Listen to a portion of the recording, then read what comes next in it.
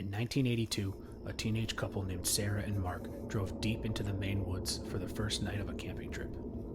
Just after 1 a.m., Sarah woke up needing to use the bathroom.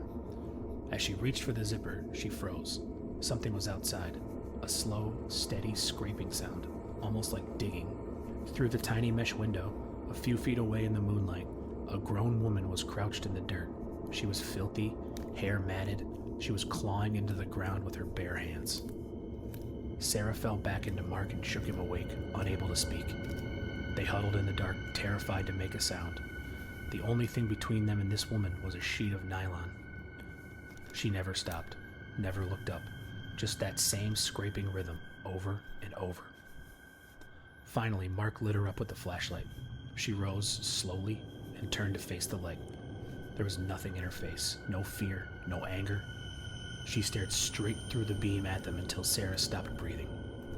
Then she just casually walked into the tree line and was gone.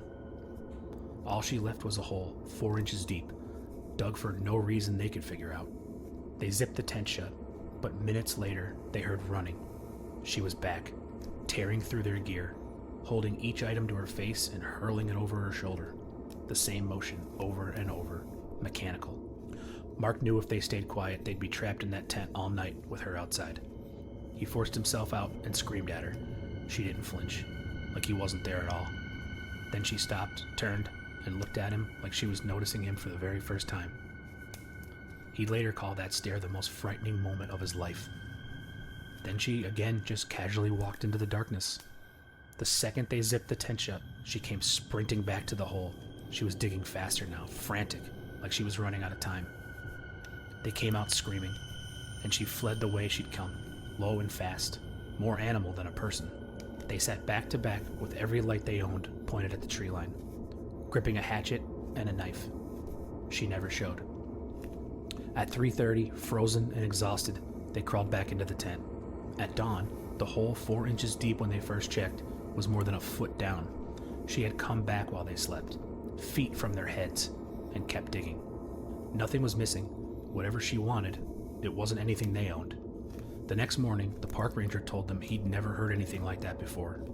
To this day, no one knows who was digging in the dark that night or what she was searching for. In 1982, a teenage couple named Sarah and Mark drove deep into the Maine woods for the first night of a camping trip.